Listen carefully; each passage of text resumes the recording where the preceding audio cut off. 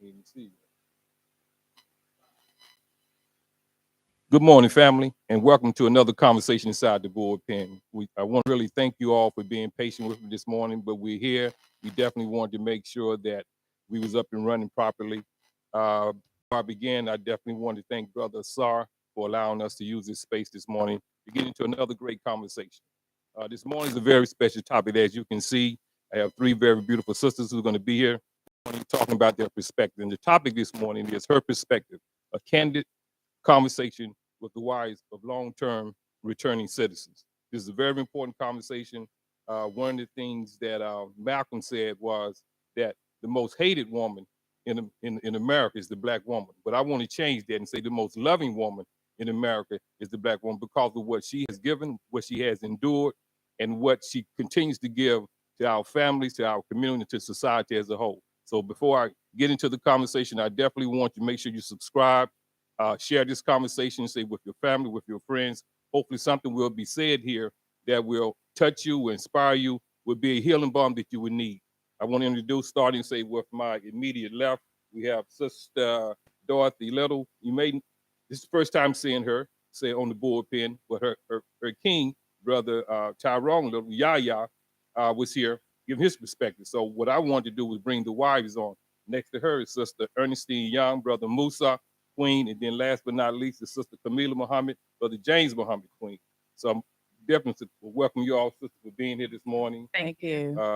I can't express enough how happy I am that you will bless us with your comments, with your perspective, and telling your story.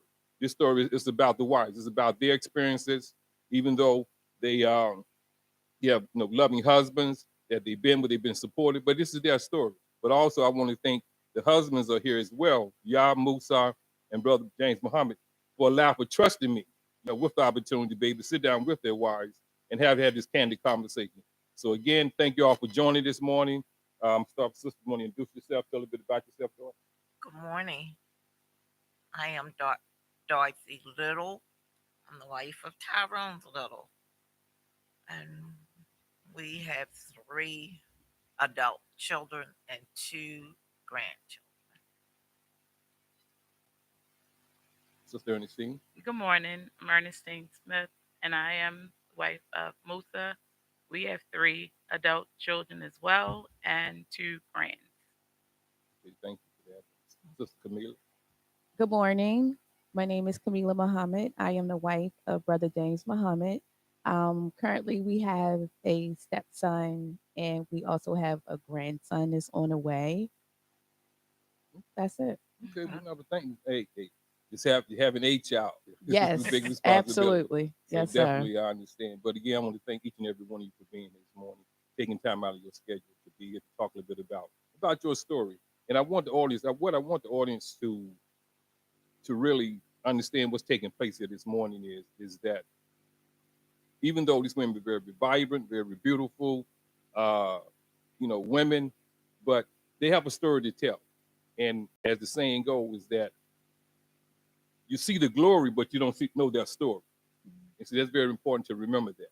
Is that what you're seeing now is years of cultivating, of sacrifice, of love, of giving, of nurturing to be where they're in the position today. And this is why it's so important to tell their story.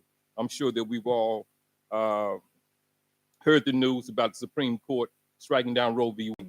We still live in a country, in a society where, unfortunately, where men, white men, are making decisions about the bodies of women, and what how that's going to impact the world, how it's going to impact those who are marginalized. A rich woman, whether black or white, she can travel across state lines. She can go to Missouri, or not Missouri, but Massachusetts or Connecticut to get an abortion. But a woman who don't have those means of resources, if abortion is outlawed in Maryland, what's going to happen to her? And we know the history of that where unfortunately young girls and women, for that matter, having to go what we call in the back room abortions. So I bring up only to say that still we live during the time to where the woman is not valued what she should be valued. So one of the things that I wanted to do with the bullpen is to make sure that she had a seat at this table, a conversation to tell her story. So the sacrifices being made here is that hopefully someone, it could be a mother out there right now, or a wife who's in the same situation, that her king is incarcerated, and maybe he's been incarcerated, say, for a number of years, and it's very trying on her. Or maybe there's a mother has a son who's incarcerated. So I'm guarantee you something's going to be said here this morning that will touch you, that will inspire you, that will give you hope. And these sisters going to tell their story. So I'll begin with you, and just where I want to begin is that how did you get to a place within yourself that you said that I know it's going to be a long road ahead, but I'm going to endure this. So kind of walk us through that process. I want to speak, I want to say it was easy, but definitely want the audience to understand that a decision had to be made. I'm going to stand by my king. I'm going to support my king. I'm going to be with my king, even though I know the sacrifice I have to give up. And but also tell how long you had to wait, if you will. 38 years. I He was determined that my husband was going to pursue this education. I said, "This is what you want. This is what is going to happen." It was a long, hard struggle, mentally and physically, and I knew in my heart that he was going to strive and apply his soul.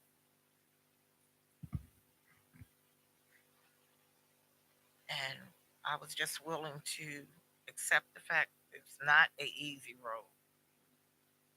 There's going to be a lot of pain, a lot of crime, a lot of fussing, a lot of cussing. But when you is sincere about what you want to do, it'll work out. It'll work out. Sister Ernestine, same. Um, he was gone for 16 years. When he left, our children were 3 and 4, very small children. So it was hard. It was hard being a single parent. Um, but it was something that I knew that I had to do. So it's just kind of just mentally get yourself together and do what you know you have to do.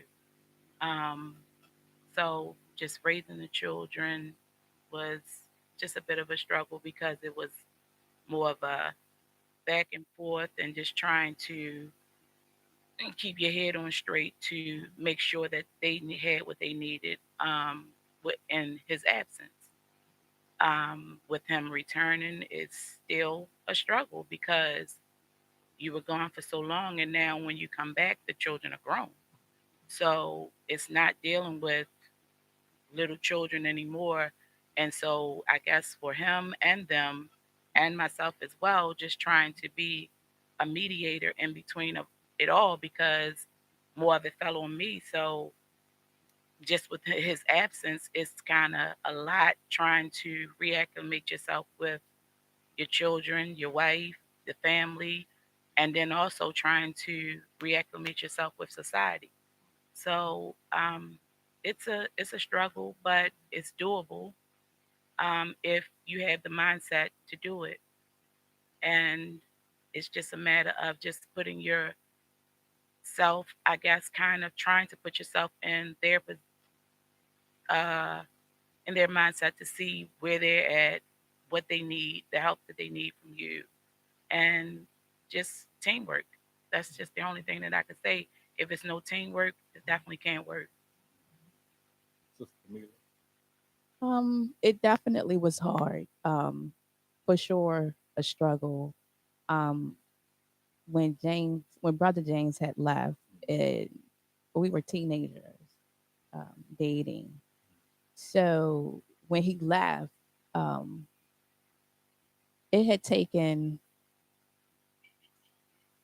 a lot of my heart away when he had left because we were so young and he's my first love. So it was very difficult. So for me to move on within life, I had to bury that part of me. So when he came back home and he came to me, it was like a light bulb that went off, and I said, "Oh my goodness, this is why all these years I never dealt with the pain of him leaving at such a young age." Um, it definitely was very hard, extremely hard.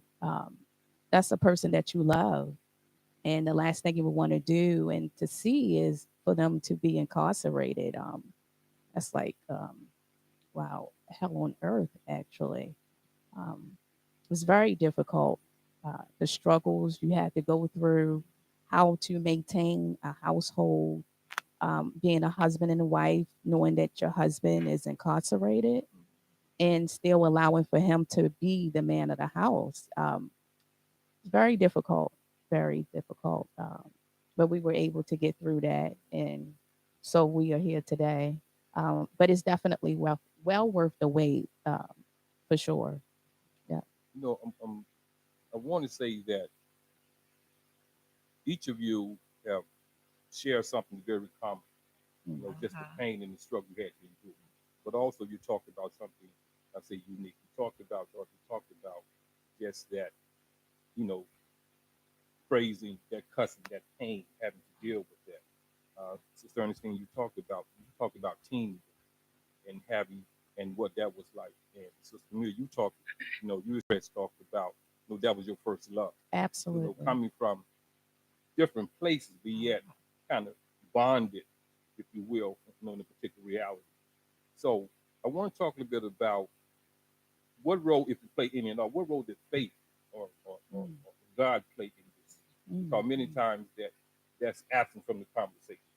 And mm. and whatever your religious or spiritual background is, Mhm. how did you use that as a way of coping to get through those tough times? With me, I'll get upset. He is so stubborn. And I'll say, Lord, I know that you is with us.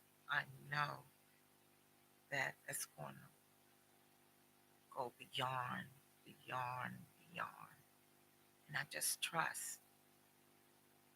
I believe in God. I'm a Christian.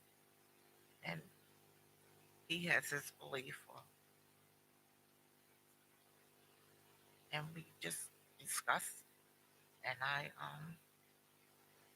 I know in my heart for a man that's been incarcerated for 38 years, it's especially it's rough when you just coming out in Right. society. And each day that we are together, I feel blessed to know that he still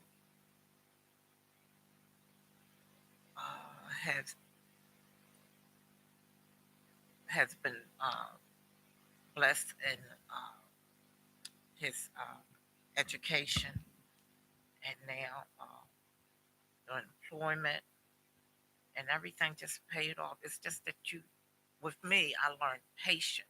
Mm. When you love someone, you learn patience because being away from each other all the time, you have to learn each other's ways. Right. We under the Mhm, same roof, and I always say no one knows what goes on mhm, between two people behind closed doors.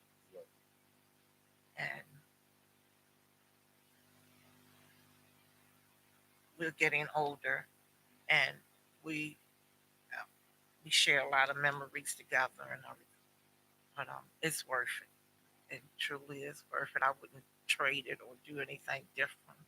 And I'm grateful to have him in my life, and he is a plus to me. Thank you. So what role did faith play? Um, he he definitely needed. I stand firm on faith, the substance of things hoped for, evidence of things not seen. And with him coming home, I definitely didn't know what I was getting because we both had changed. So I'm still walking by faith today because we still learning each other. Mhm. Because when he left, he was younger, I was younger. We both have changed a lot. So it definitely takes a lot of prayer, faith, to get through. So I believe this faith without it is dead. Works are dead without it. Faith for sure, reliant on that heavily. And even still to this day, I don't go a day without prayer.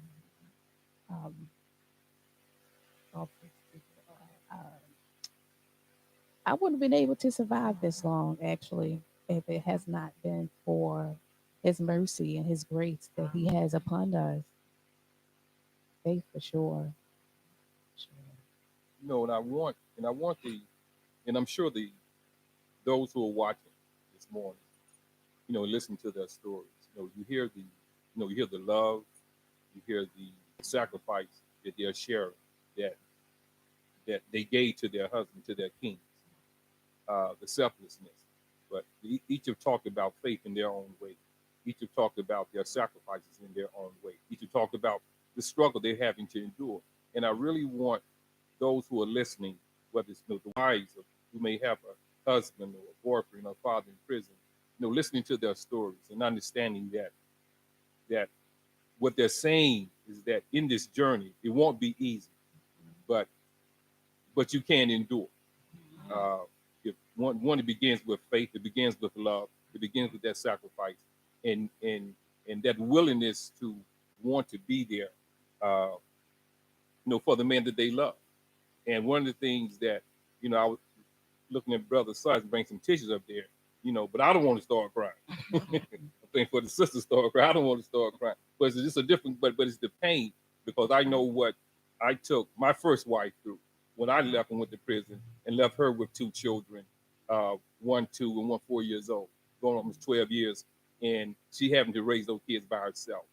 And we've had a brief conversation, but not an in-depth conversation like this, right? So this is very, as I'm listening to it, it brings back memories for myself as well, but also my heart hurt as well, because even in their telling their story, they're talking about it's about them, but they keep going back to the love they have for their husband. It's about their husband, and see that's undeniable when we talk about the love that I specifically say the black woman has for her king. No one knows him better than the black woman. No one has stood by his side more than the black woman. No one has endured more for him than the black woman. And even in your own pain, it comes back to wanting to make sure that I'm there for my king. And I truly honor you for that. I respect you for that. And that's not easy. And I want to share a quick story. We're gonna get back into the conversation. But Dr. George Guru talked about in one of her books, I think it was the when she talked about slavery and the impact of slavery to our people, and how when the master would come into the home, and how he would force himself upon the wife, and how the husband would make the husband stand in the corner.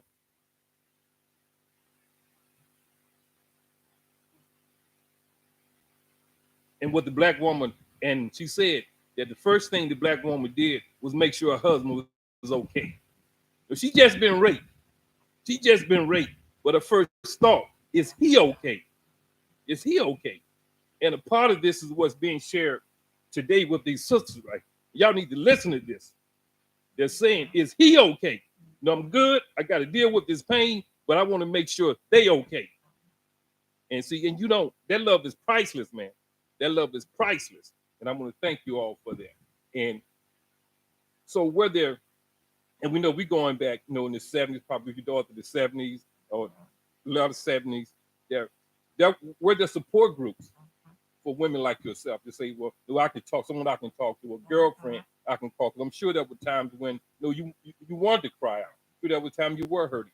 So were there support groups that helped you during this process, during this time? Again, that's where the faith come in. We all met Wednesday of last week, and we needed to be there to support each other. And we know from that point on that we will always be there to support each other, because again, we could relate. We Mm-hmm. felt each other pain. Mm-hmm. Hurt. We laughed, we cried, and we need more, because Yeah. When you're dealing or involved with in a relationship with someone that is incarcerated or being released, is you think it's going to be easy, Mm. but no, no, brother. We hurt, we cry, we pain, and Mhm. it's okay. Yeah. It's okay, but it's not an easy journey. And I'm grateful that each day that we are together, we learn each other, and it's okay. It's okay because I got you. I got. That's right. I That's said I right. ain't going nowhere. To death do us part. Bring it on. Yeah, I like that. Close to the man. And Sister, Angie, what about so whether there's support groups or someone you can call on when you're at a Uh, low point or no. mm, Just to be honest, no, there was no support groups. And sometimes you really can't even go to family No. because mm, they don't understand. That's right. Their first thing is, I don't even know why you're waiting. Mhm. I don't know why you with him. So a lot of times you are just there, as she said, on faith. Um, you may have somebody that you can talk to, but most of the time they don't understand. So it's kind of just working through it mentally, and that's where a lot of the mental come in, anguish Mhm. come in because you don't have an outlet. You're trying to be supportive. You're trying to do, and they're not easy to deal with when they are Mm-mm. incarcerated because they don't understand. And the things that they're asking you over the phone for that short few minutes, and you're saying, why are we wasting time talking about this when we could be talking about that? So you sometimes can't even talk to them about what you're going through because they don't understand, Mm. just as we don't understand what they're going through in behind the walls. So it's a constant struggle. So no, it's no groups, but again, as she said, when you meet people who understand, who've gone through it, who can relate, who can tell you what they did to get through it, help you. So it becomes a sisterhood, and it's always necessary, always needed, and it's a support system. Sister Camille? No, there are not any support groups out here. I definitely relied heavily on my faith and my mom, because my mom, unfortunately, had gone through the same thing with my dad. So I was able to tell her some things, but then other things I wasn't able to tell her. Um, and I would say to Brother James, at times I would say, well, you have people, that you could talk to, that you could relate to. I don't have anyone to talk to and that will understand, truly understand how I feel or what I'm going through. I wish I had that. I wish I had that. That's what I would say to him at times. Unbeknownst to me, it was right here staring me in front of my face the entire time. I just needed to reach out and ask for help. And that's the thing when you're going through this, you don't want anyone in your business. You don't want Mhm. people to know. You don't want people to judge you. Um, so you tend to bottle that up on the inside. And like the sister just said, like it does create a lot of mental anguish, in which they have no idea that you are actually going through. And then you have to deal with your mental anguish on top of whatever it is that they may be going through because you don't understand, because the line of communication somewhere along the line has gotten broken, and you have to be very patient and wait until they are able to speak to you about it. It's definitely not going to be easy, but it's well worth the wait. I would definitely say that. It's not going to happen overnight, but just keep your faith, keep your faith, keep relying on your faith, and you will definitely be able to fight through it and get through. And I'm glad you again. And as I'm listening to you all tell your story again, I'm listening for what's common among you all. But also when you emphasize certain things, Dorothy, you talked about them and asked you about the support system. There were no support system, and that having to rely on, we talked about meeting on Wednesday, but going back to the earlier days where not having anyone to talk to about having to like say and talking about that mental anguish and Sister Ernestine, you talked about just and I was thinking about that family members, not understanding, not even wanting to understand, or telling you, well, you should leave. Why are you waiting? Are you crazy? Why were you doing this? Right. And then, and as you talked about, Sister Camille, you talked about not wanting to share that with anyone, whether it was shame, whether it was Yeah. guilt, whether it was, don't know how, whatever the reason may have been, having something that person, to deal with. And you're absolutely right, because I think about myself, and I can remember, and you talked about, when I first went into prison, it was at a camp to where we weren't allowed to talk for 5 minutes, literally 5 minutes. There was no phone down the hall. There was no,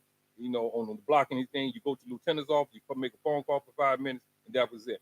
But then when I, um, it moved within the system years later when they started putting phones in, on cell blocks or Right. had a phone there where you could talk. I would call. You was absolutely right.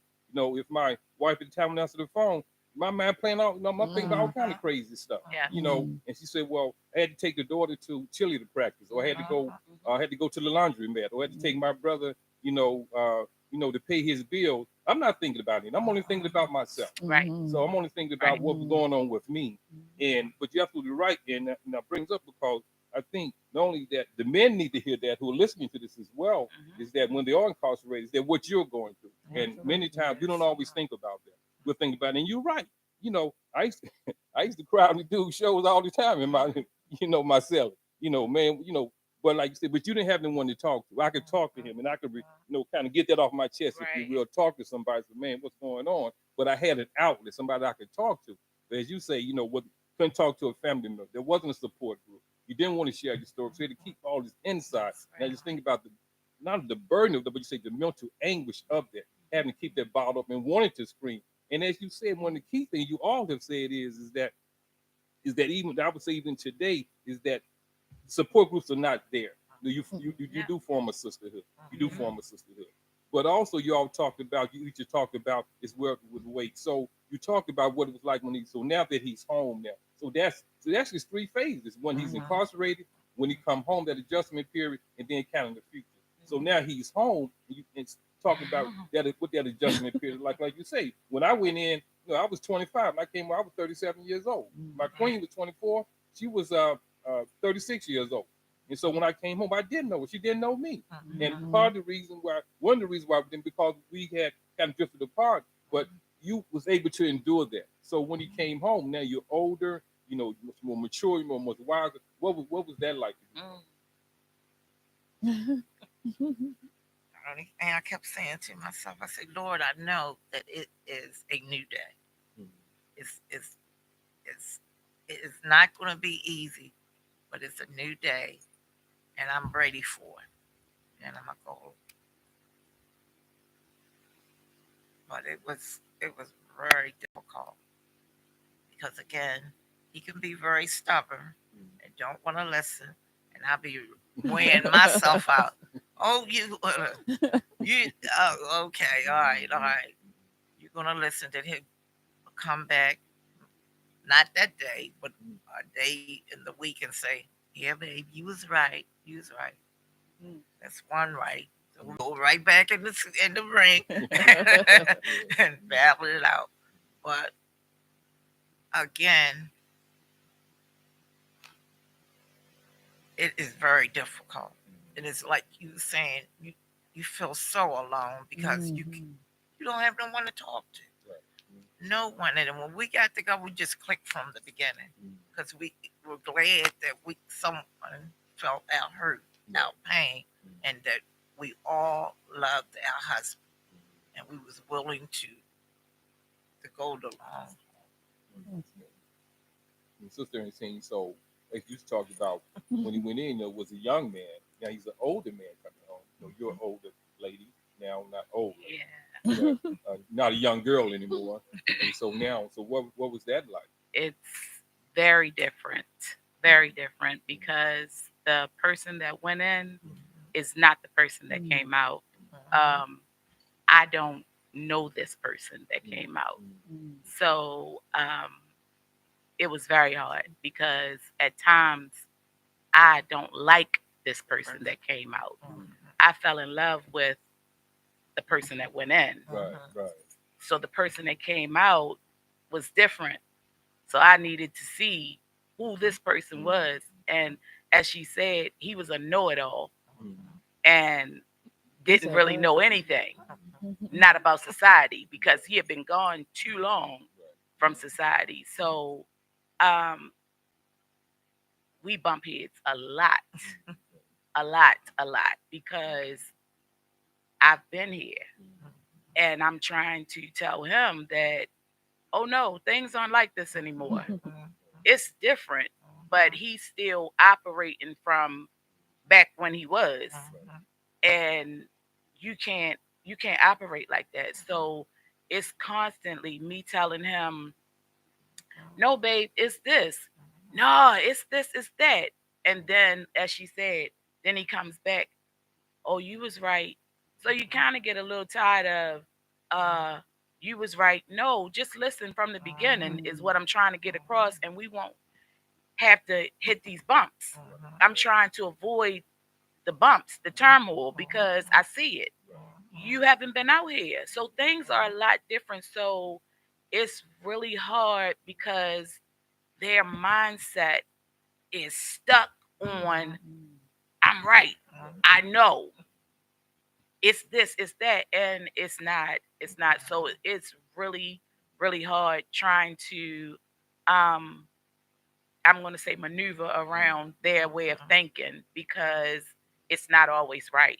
But they honestly feel like it's right and it's just not, and it don't work out here. It may have worked in there, but it don't work out here. So it's an adjustment. But again, as you said, we love who we love. We're here. I got your back. And if he don't know nothing else, he know I got his back. And so that's, it's just hard just maneuvering around though, but it works. So, Camila, what your transition's been like? Um, with Brother James, like I stated before, when he first became incarcerated, he and I both were teenagers. He was like every sense of a juvenile delinquent. So he was outgoing. He was the life of the party. Like he was always out and about, very outspoken. So when he came back as this quiet introvert, and I had to really literally like pull his teeth in order to get him to be um amongst society. I can actually recall a time where we had gone to the mall, Columbia Town Center, and at that specific time, it was a lot of it was extremely crowded, and he was walking on the back of my foot, and like my foot came out my shoe. It's like, oh my gosh. But at the time, I didn't understand why he was doing that because, once again, the communication wasn't there in the beginning. But he let me in and let me know that it was due to the fact of him being incarcerated for so long that he was actually afraid to be around and be amongst a group of people. Um, and for me, that was difficult for me to understand because for the life of me, I'm like, like you incarcerated with a bunch of people. Why you? Where's this coming from? I just couldn't understand that. Um, but it definitely is an adjustment uh, for sure. The person that that stands in front of me today, I love him because I know Brother James, is still at the core of that person. Um, if you have to be patient. Like I cannot stress that enough. And oftentimes, when you find yourself wanting to give up or um, engage in an argument, just think to yourself, like, especially when you know you're right. Sometimes it's just better to just let them fall off the cliff. Sometimes, and they'll come back around to you. Literally, because to argue with someone and you know that you're right, you banging your head up against the wall. So to me, there's no need of arguing. For sure. It's hard. It's hard. You have to have faith and patience plenty of patience. It's not going to be overnight, but it's very painful um, to see that that that once person that went in out It's not the same. outgoing, and then he come back, and you just like, who is this person? Like, I Yes. know that it's you, but who are you today? Yes. You know, my gosh, you Mm. have a lot of learning to do, Yeah. like for sure. You know, and you have to relearn that person uh, that you once thought you knew. So it's hard. It's an adjustment, but you have to be in it for the long haul and in the end.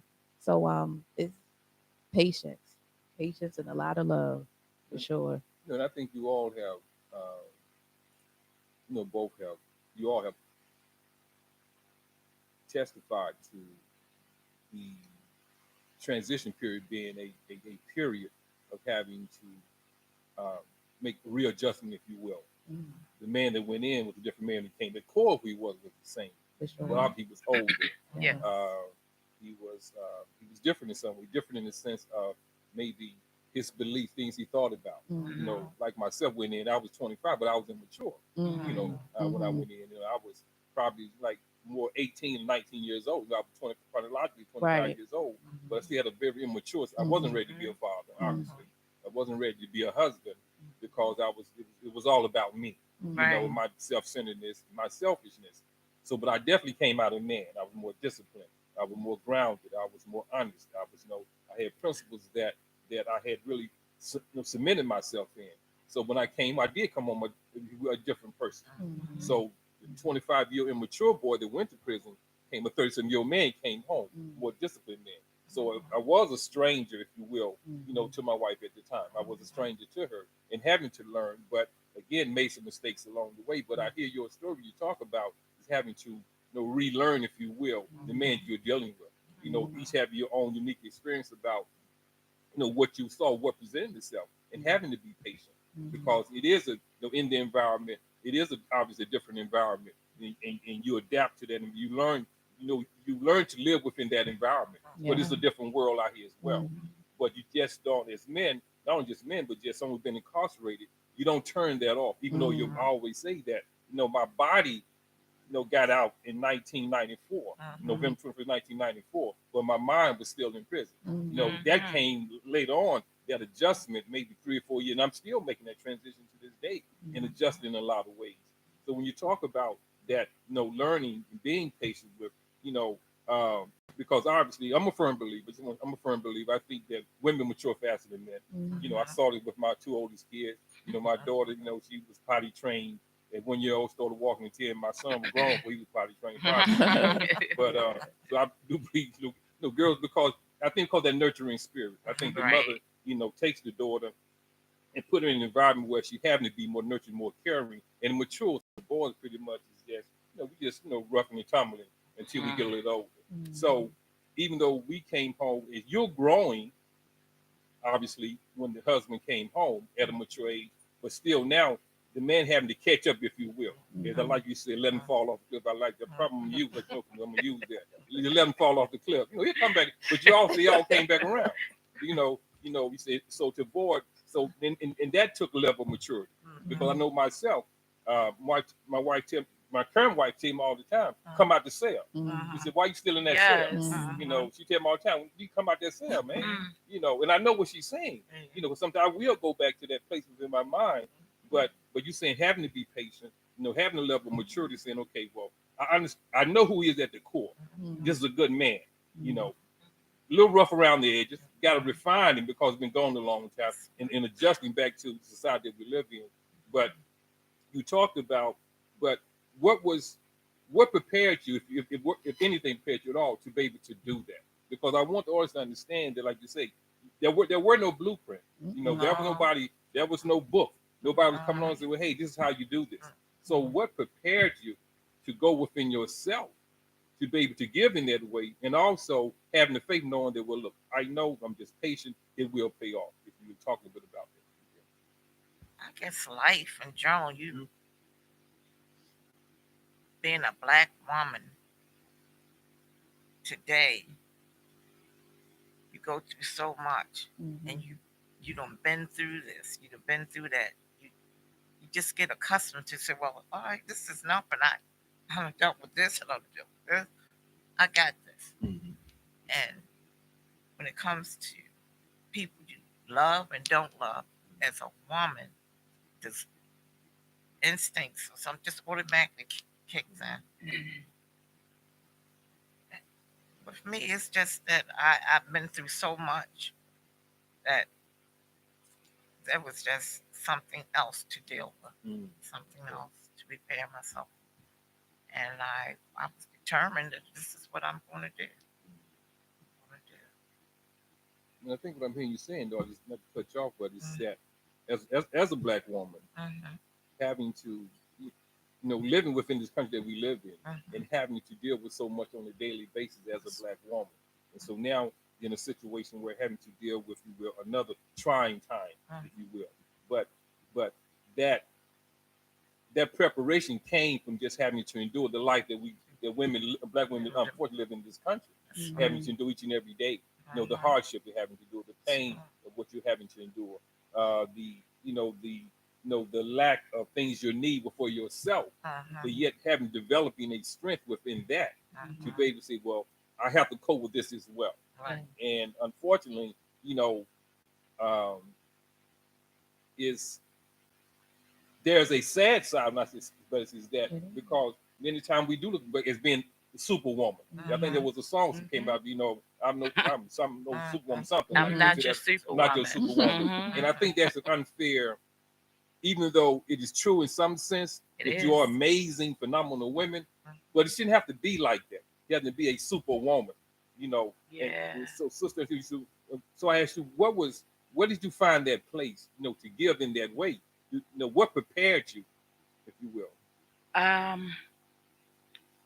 I don't really think that you can be prepared for that. I don't feel like there's no preparation for this because you can prepare all you want to, but once you get here, it's totally different. So preparing, now I can't say that there was any preparation, but I can say that the time that he left the facility and went to a drug program, it made it a little bit easier because we were able to interact more when he was there. He was able to come out. We were able to go out and do things and spend time together. So it was kind of um, enlightening to know his way of thinking, the way he's moving, things like that. And as she spoke on, just them not being able to be around a lot of people. When he came home, I was in an apartment. I was content. I was fine with being in an apartment, but it was too small for him. I got to get out of this box. I can't live in this apartment. So all of that was things that came from him being incarcerated. So again, it's no preparation because for me, my apartment was nice. It was easy. But for him, it was something different. It represented something else to him. So it's no preparation because you don't know until you know. And I guess, as I always say to him, it works until it don't.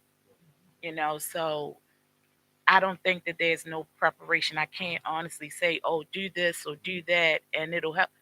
You just have to deal with it as it comes on a daily basis because we're still working through things. We're still dealing, and he's been home for almost 3 years, and we're still working on things. We're still finding out new stuff. It's a constant growth in learning each other on a daily basis. Sister Camilla, was it a preparation? Was it not? Just kind of learn as you go. Uh, it was no preparation, like the sister just stated. It's absolutely no blueprint. Um, because life, even though you may prep, you may plan, something may come up, something may throw your plans off, but it's no preparation. You definitely have to rely heavily on your faith and those that really are supportive of you and whom love you. Like, it's no preparation. It's really none at all. And that was one of the reasons why, um, I wanted to. Well, not wanted to. One of the reasons why I have BullPen because I want even though it's not everything that the sisters that you all need, but it is a start. Mm-hmm. And your story, your perspectives this morning, uh, I genuinely believe there's someone who's listening this morning. A young sister, a young wife, and maybe she's going through this for the very first time, and maybe her king maybe he's been 1 or 2 years in, and she's at that place because I'm not going to say it's different, but I will say that there are a lot more challenges, if you will, that a lot of the young wives are facing today Yeah. that maybe Correct. they have to endure with the social media and everything. Yes. It's just they've been bombarded with all kind of ideas and how you should live your life. Mm-hmm. But definitely, I think this is a step in the right direction. In saying, well, look, you know, there are women who obviously have had this experience and able to share this with the listening audience and saying, well, look, you talk, there's no preparation, but you can endure. And the word you often use is faith, is patience, is enduring, and is believing, but also loving, and but also where it's happening to you is that selflessness.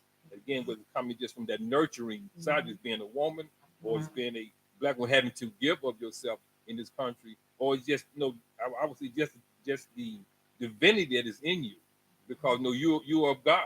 You're both God, like God is in all of us. Yeah. And I think that as women, particularly as black women, that you pull on that divinity side, in you, that allows you to say, okay, well, it's not easy.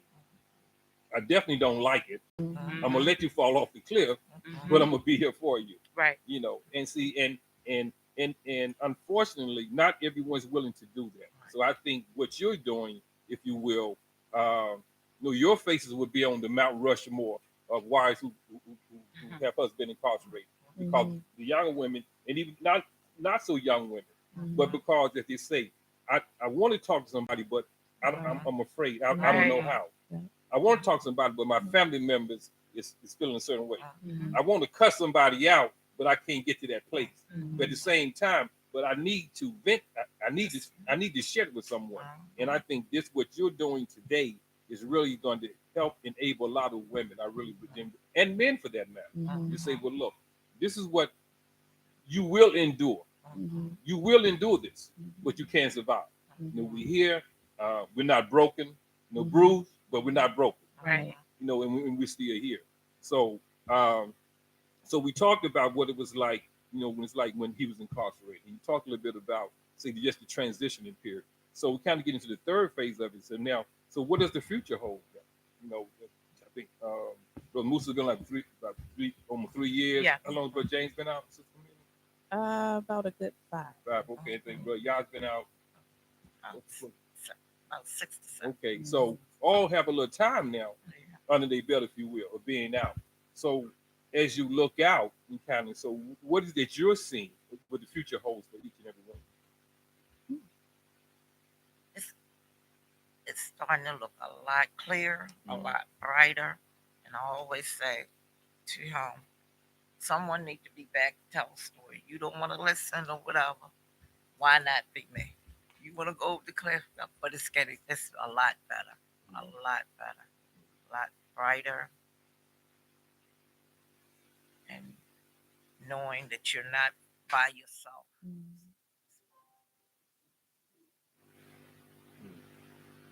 Okay.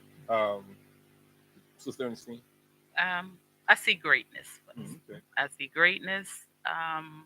We're gonna move forward. He wants to open a business. He's gonna do it. Just setting his mind to the things that he wants to do, and just trying to get him to kind of hone into one thing, because his mind is everywhere. He just knows that he wants to do this, he wants to do that. So just kind of reeling him in, just settle down to one thing, and we'll be fine. We'll be fine. Okay. Sister Camila? Our future is definitely bright. Things have definitely gotten much better, much better. He's more supportive now. He listens a lot more. He communicates a lot more. Um, I'm grateful that we had to go through what we had to go through in order to get to the other side. So we're here at the other side, and we're still growing and learning one another. Yeah. So I wouldn't change that for the world. And that's definitely encouraging. to hear, your stories, to talk about, um, your journey, but the future is bright. Yes. Yes. Absolutely. Yes. And I know many times that, excuse me, many times,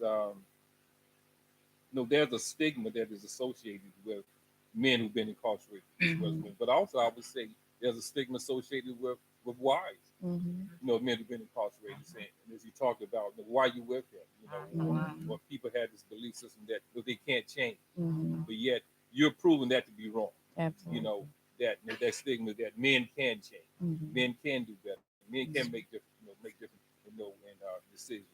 And you all talked about how it is promising. It's not easy. Mm-hmm. Obviously, there's work to be involved because there's Mm-hmm. still, we're all in a transition period, if you will. The Absolutely. wives as well as the husband. Yeah. The men who was in prison, but you was, if you will, you was in prison yourself, if you will. Absolutely. You were Oh, placed in a prison, if you will, but you're doing time right there with him. Mm-hmm. Mentally, psychologically, and spiritually. So now having that, your king is home now, and having to make that journey together. So I definitely want to thank each and every one of you, for coming out this morning, sharing your time, sharing your story, because I genuinely hope to the listening audience out there is that, again, what you've heard this morning, go back and play this because there's some very critical information that's been shared here this morning in their stories. There's not enough time in the day, to talk about, 40 some years or 16 years or 20 some years. It's just not enough time in the day. But within this hour, there is meat on those bones, if you will, that will allow you to go back, and to listen to their stories, man, and really, take advantage of what's been shared with. I asked the question, there was no blueprint, but this is a starting place. Mm-hmm. So as we begin to wrap up and begin to close, I guess everyone, so if you can say one thing to a sister out there who is, maybe her king is incarcerated and he's not coming home anytime soon. If you share one pearl of wisdom, if you will, what would that be to her? it's not going to be easy. Love conquer. Hang in there, because he gonna need you more and more and more every day. It's gonna get he's gonna get frustrated. You're gonna get frustrated, but stay strong and have faith. God will help you to work it out. Sister Ernestine? I would say that if you're in, be in. If you're out, be out. The worst thing you can do is to be back and forth. Mm. It's no good. No good. So that only brings about more problems for him and there and you out here. So stick it out if you want to stick it out. It's worth it in the end. If if you want it, it can work. It can work, but it does take work. Yes. Sister Camila? I would say rely heavily on your faith. Um, I can't express that enough. Just rely on your faith, and just know that your tears, it will definitely dry up one day, and it is sunlight at the end of the tunnel. So you will definitely, you will get to the other side. It's just it'll take a lot of work, a lot of patience, and like I said, please rely on your faith. Please do.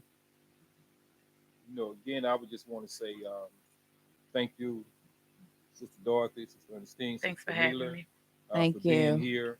I would say to the those who are watching, share this conversation. Share this conversation with a friend, with a family member.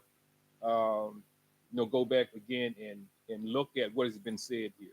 I would say to the men who's watching this, take the time to really, to do some self-reflecting. If you're a brother who's been incarcerated, you're home now, and you're with your sister, you're not with your sister, but take the time to ask her her story.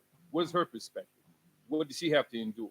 Because I guarantee you, is different probably from what you're thinking. Because many times we only think about, unfortunately, what we had to endure, not always what the wife or the mother had to endure.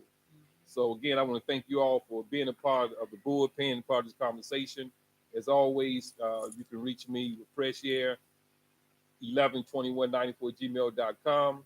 Please subscribe, Also, I want to take this moment to send a shout out to my queen, Harmony. I love you. She has a moment of harmony that she does every Saturday morning at 10 a.m. What Brother Carlos Muhammad said, that spiritual medicine, that spiritual food. I like that. Is that she brings that. So if you're looking for a conversation on Saturday morning to where you just want to hear something that will be inspiring, uplifting, or about you want to work on yourself, tune in. It's a moment of harmony. You put in Harmony Brown on YouTube. You be able to bring this up. Again, thank you all for being a part of this conversation. Again, the bullpen is broadcast the last Sunday of each month. The next one obviously would be the month of last Sunday in July. We're gonna keep bringing you these topics, and keep bringing these conversations, these discussion. Information is going to be needed. We're going to make a change. We're going to change we're going to, if you will, the trajectory, the conversation around incarceration, around men who've been incarcerated, as well as the wives and the children. We have to have this conversation. This is the only way we're going to get to a better place. As you heard this morning, a wealth of information that all of these systems carry, within themselves, and it has to be talked about. It's not easy. It's painful, but I thank you all, and thank the brothers who are here, their husbands, their kings are here. Thank you, brothers, for allowing your wives, for allowing me to sit down with your wife to have this conversation. I really thank you, each and every one of you, Brother Musa, Brother Yah, Brother James, who's in the building, and thank those brothers. And inshallah, we're gonna do it the next time. Be safe, take care of yourself. Until next time, next conversation we have inside the bullpen. Peace. That's it, fam. Thank you.